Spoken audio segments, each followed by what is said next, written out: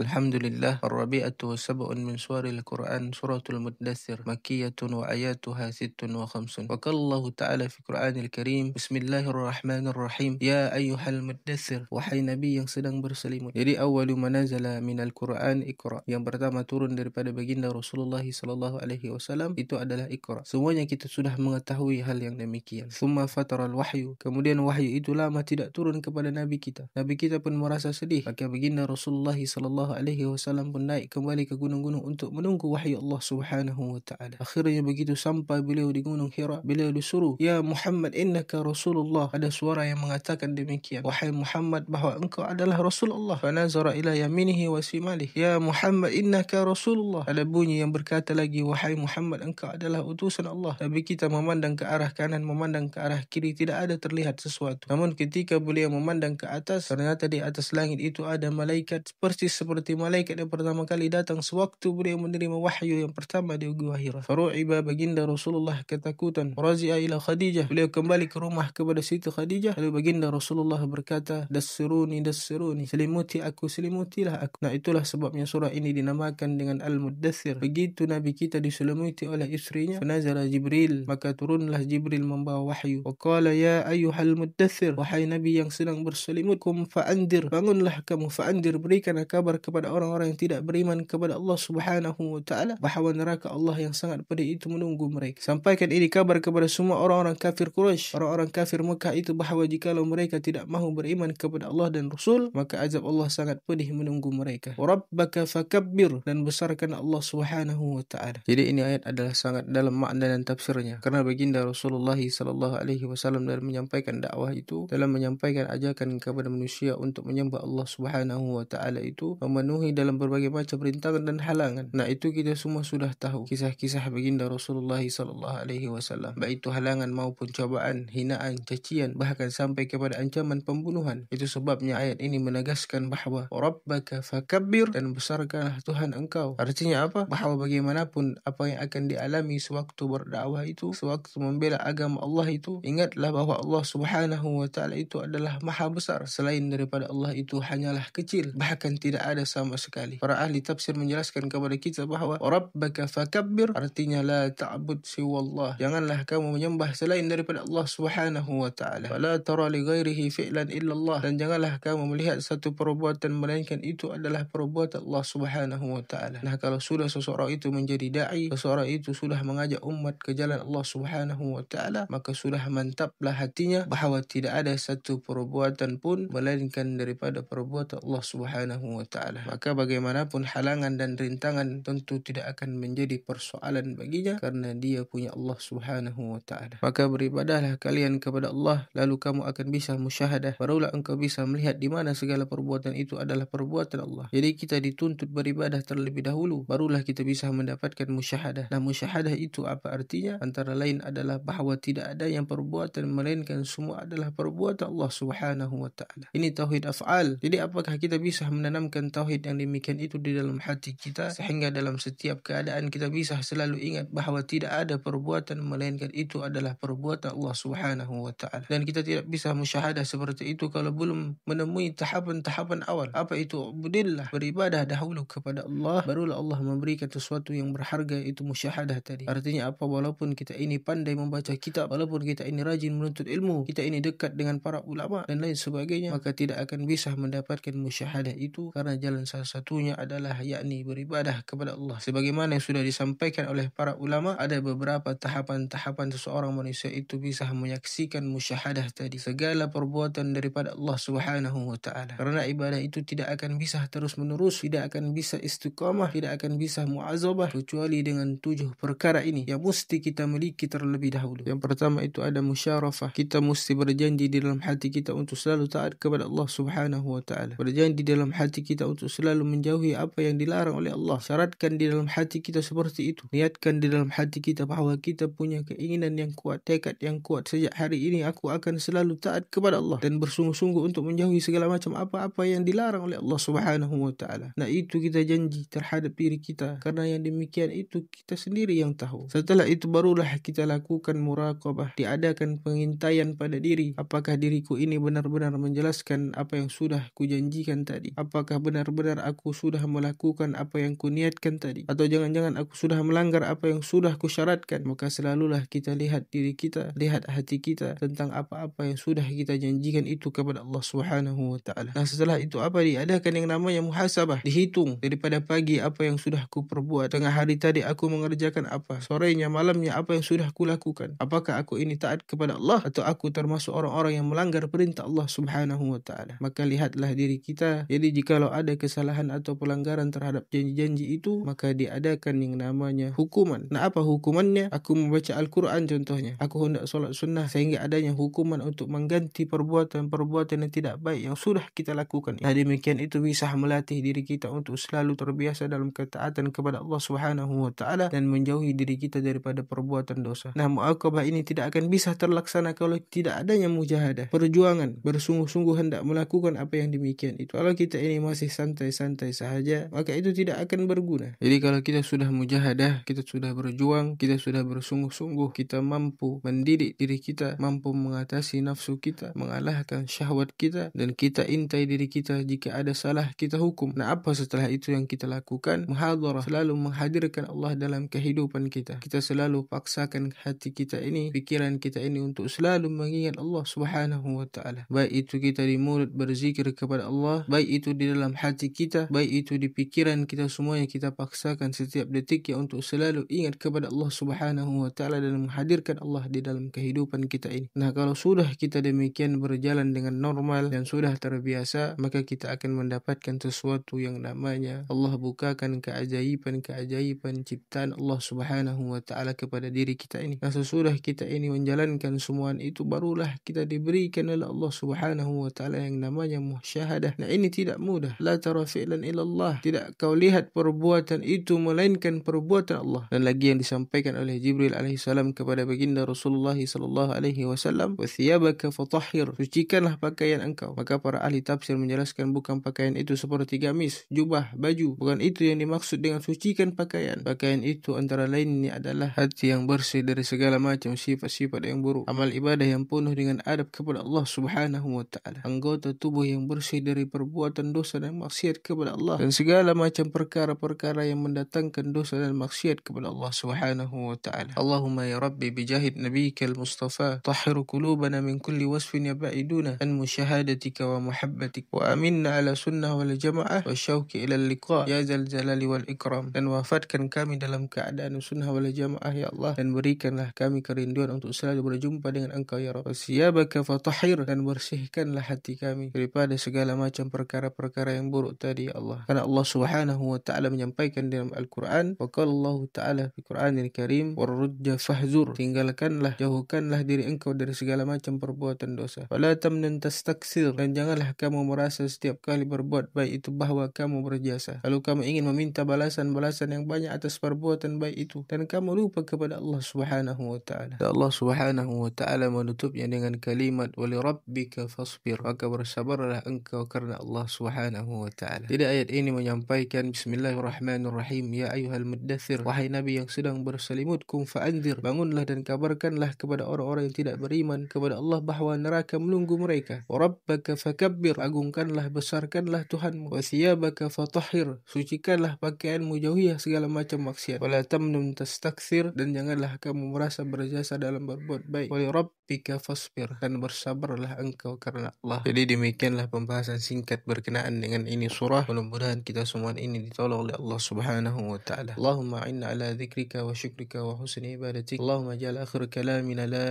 ilaha illallah Muhammadur Rasulullah sallallahu alaihi wasallam. Wal afu minkum al hadis siratul mustaqim. Assalamualaikum warahmatullahi